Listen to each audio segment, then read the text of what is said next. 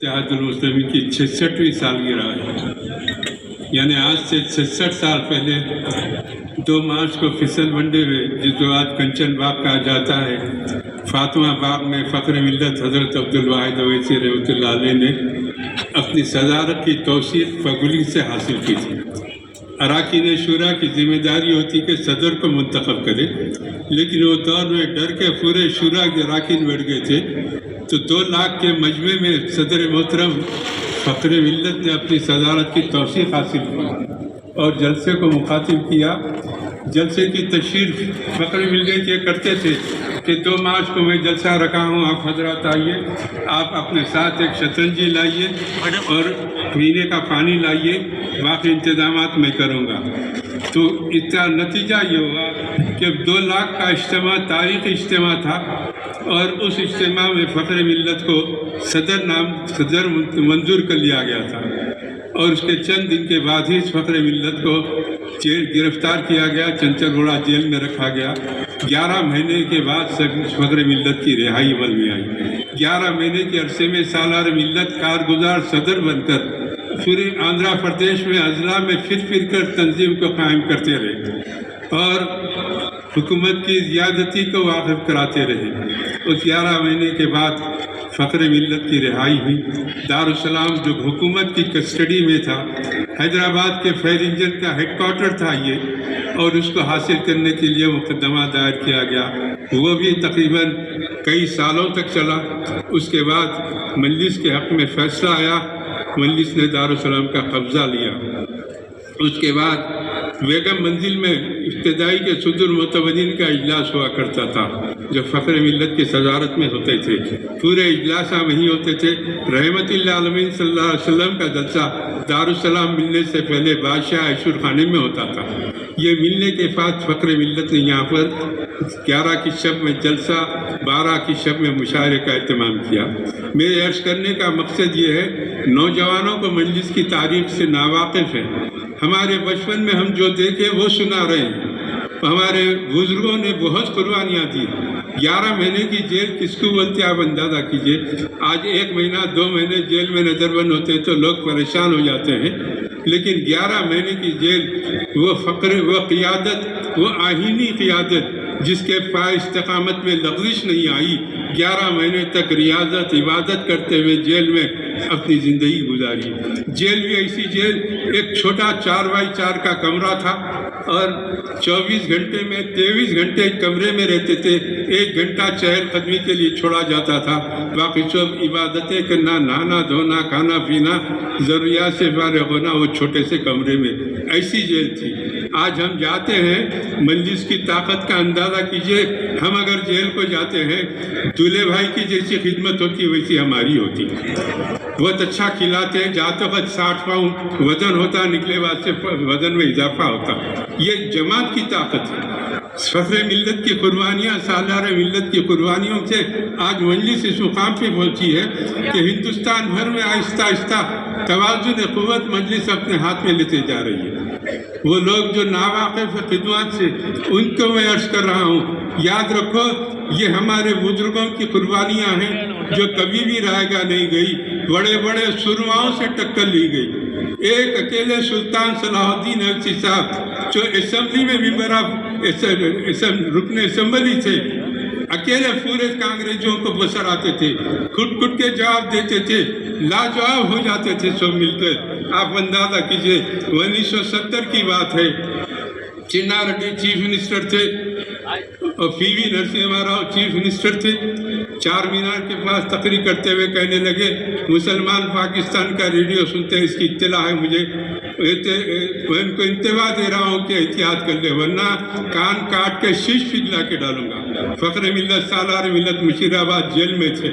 सालार रिहा हुए, असेंबली का इजलास हुआ और असेंबली के इजलास में खड़े रह के पीवी नरसिम्हा राव को 2 घंटे तक इजलास को चलने नहीं दिया सालार मिल्लत ने, और कहा कि तुम ऐसा कैसा बोल सकते, कान काटेंगे, शीश पिघला के डालेंगे, तुम माफ़ी चाहना चाहिए।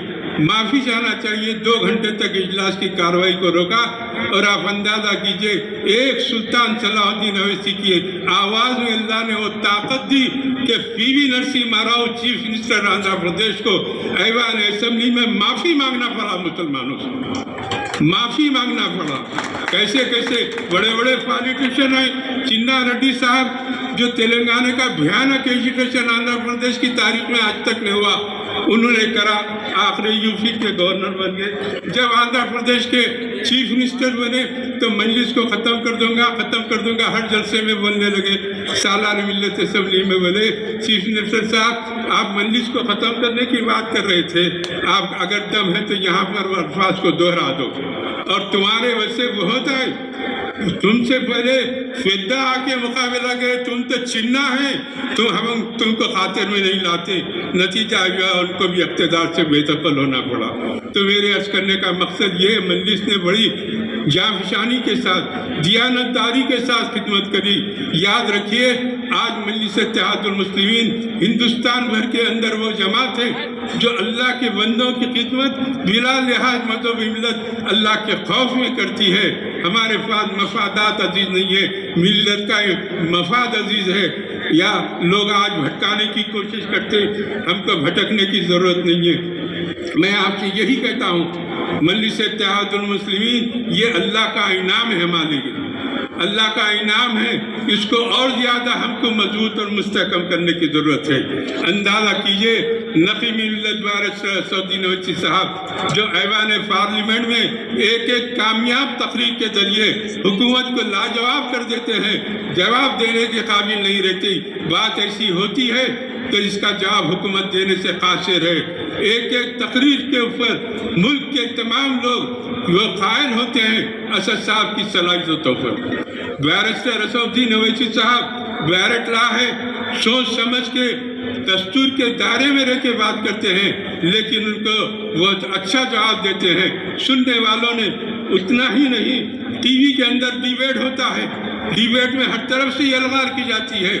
اللہ سلامت رکھے میرے صدر کو, ہر ایک کا جواب دے کے وہ کامیاب ہو جاتے ہیں اور سب کو لاجواب کر دیتے ہیں. چن کے لوگوں کو لاتے ہیں جواب سوال کرنے کے لیے, لیکن صدر محترم جواب دیتے ہیں. حبیب ملت اکبر الدین اویسی صاحب جو ایوان اسمبلی میں ایک ہیرو کی حیثیت رکھتے ہیں, ہر مسئلے پہ جب آواز اٹھاتے ہیں حکومت مجبور ہو جاتی ہے ان کے آواز پر مسئلے کو حل کرنے کے لیے. یہ 2 نعمتیں ہم کو اللہ نے عطا کی ہے. یاد رکھیے حیدرآباد ہی نہیں, ہندوستان کے دوسرے شہروں میں لوگ کہتے ہیں کاش اسد صاحب اکبر صاحب ہمارے پاس ہوتے تو یہاں کا بھی نقشہ ویسی ہوتا جو حیدرآباد کا ہے. تو ہم کو چاہیے کہ ہم ان کی قدر کریں. اللہ کا انعام ہے ہمارے پاس. سالار ملت کی تربیت میں تیار ہونے والے یہ 2 جوان سال قائد آج اللہ کے کرم سے ہر مصیبت کا ڈٹ کے مقابلہ کرتے ہیں, اور قوم کو بھی غلامی دارو غلامی پلا کر نہیں سلاتے, بلکہ قوم میں شعور بیدار کرتے ہیں کہ اٹھو کھڑے رہو, ہم اس ملک کے پہلے نمبر کے شہری ہیں, ہم کو ڈرنے اور گھبرانے کی ضرورت نہیں ہے. یہ ہمارے لیے ایک خاص بات ہے. آج لوگ کوشش کر رہے ہیں جماعت کی قیادت کو نشانہ بنانے کے لیے. یاد رکھو جو حق پرست ہوتا ہے یہ حق پرستوں کی جماعت ہے, یہ حق پرستوں کی جماعت ہے, اور اس میں کوئی نقص نہیں نکال سکتے. ان قیادت پر کوئی دھبا نہیں لگا سکتے, ان کی ویدات دامن پر کوئی دھبا نہیں لگا سکتے. یہ کام کر رہے ہیں اللہ کی رضا کے لیے, اللہ کے بندوں کے لیے اور مسلمانوں کی سربلندی کے لیے. تو میں آپ سے عرض کرنا چاہتا ہوں یہ حق پرستوں کی جماعت ہے. حق پرستوں کی جماعت کو کیا کہتے ہیں؟